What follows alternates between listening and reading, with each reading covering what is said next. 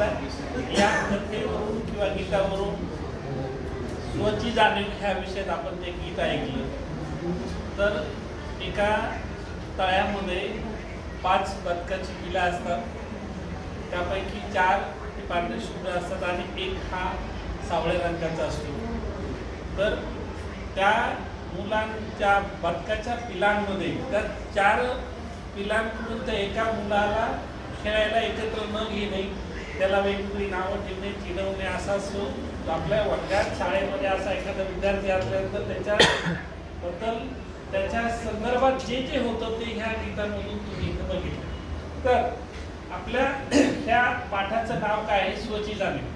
ज्या वेळेला एक दिवस ही सर्व बदकाची पिलं त्या तळ्यामध्ये खेळत असतात, पाण्यात पोहत असतात, त्यावेळेला हा जो 5वा बदक जो आहे, बदकाचं जे पिलू आहे, त्याला ज्या वेळेला सोनेरी सूर्यप्रकाशामध्ये कोवळ्या उन्हामध्ये स्वतःचं प्रतिबिंब त्या पाण्यात उमलताना दिसतं, ते आपण त्याच्यात बघितलं आणि त्यावेळेला त्यातून त्याला अशी जाणीव होती ते प्रतिबिंब म्हणजे राजहंसाचं प्रतिबिंब.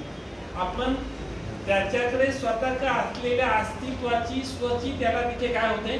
जाणीव होते. त्यावेळेला इतर जी मुलं आहेत किंवा बदकाची जी पिलं आहेत हे त्याच्या संदर्भात वागण्याचा दृष्टिकोन बदलण्याचा प्रयत्न करतात. नव्हे तिथून पुढे ते त्याला त्यांच्यासोबत वावरताना खेळताना सर्व गोष्टीमध्ये त्याला इन्व्हॉल्व करून घेतात.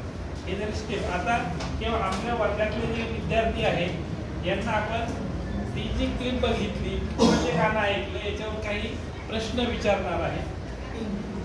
प्रश्न पहिला, गाण्यात कोणाचे वर्णन केलेले आहे?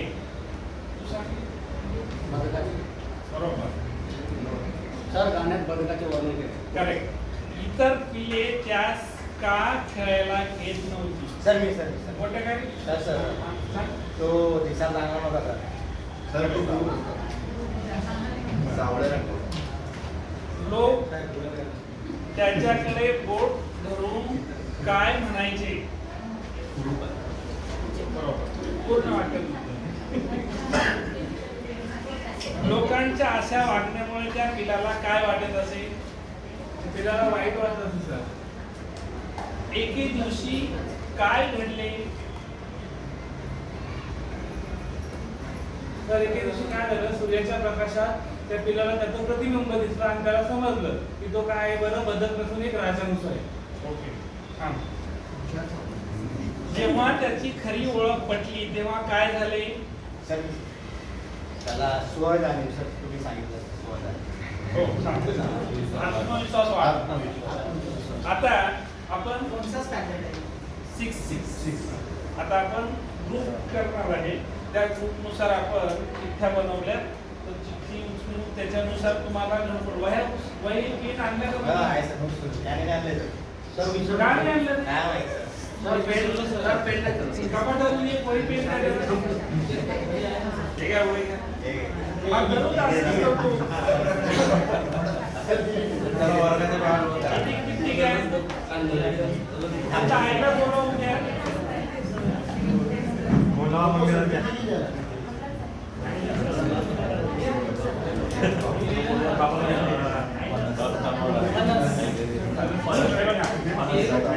पेरू, फणस, डाळी. पेरू वाले शेजारी या.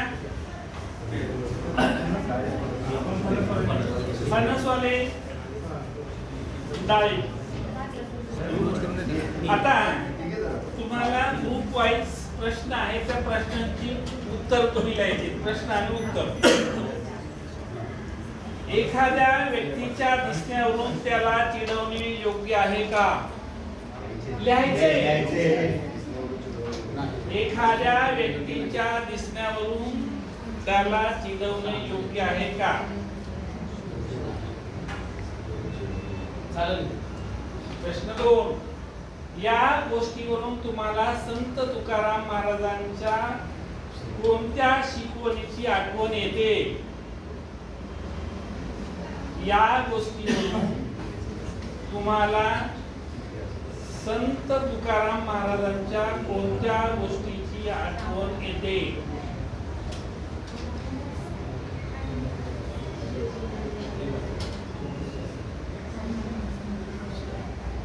तुमच्या वर्गात किंवा आजूबाजूला अशी एखादी व्यक्ती मुलगा मुलगी आढळल्यास तुम्ही काय कराल?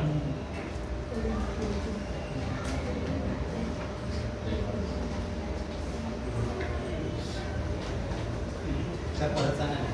तुमच्या वर्गात किंवा आजूबाजूला अशी एखादी व्यक्ती मुलगा मुलगी आढळल्यास तुम्ही काय कराल?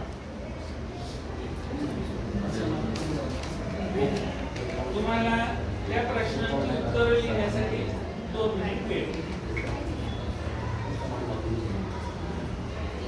तू लिहिणार आहे? कपाटातून वही पेन ठेवून याच्या आईला बोलून ठेवते.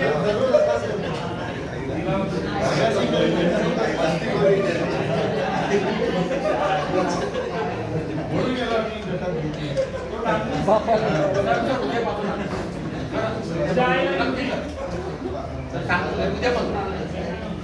तुझ्या आईला घेऊन ये.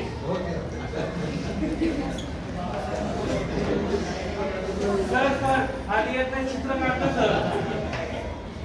याला काय घेऊन घे.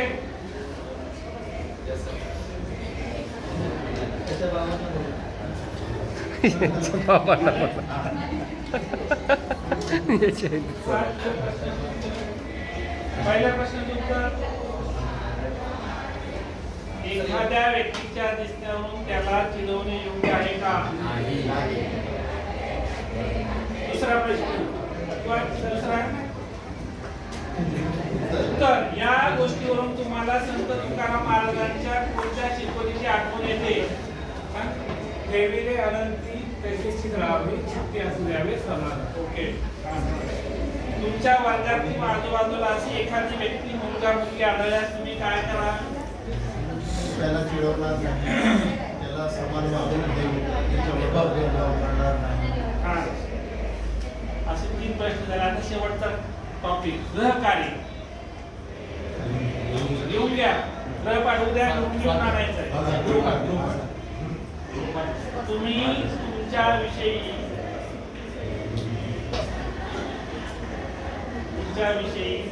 अनुसार स्वप्रतिमा सकारात्मक किंवा नकारात्मक गोष्टींची यादी करा. त्या सर्वांनी सर पुन्हा सांगा. तुम्ही तुमच्याविषयी स्वप्रतिमा सकारात्मक आणि नकारात्मक गोष्टींची यादी करा. न विसरता सर्वांनी लिहून आणा. मोठ्या आईला घेऊन यायचं, लिहून आणायचं. उद्या तर आहे कामावर घेऊन यायचं. तर आईला काय तर घरी कोण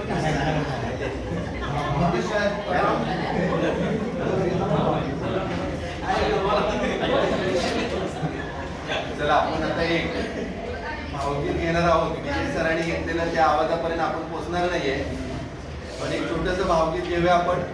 जे भावगीत आपण म्हणजे जे बसलेले जे शिक्षक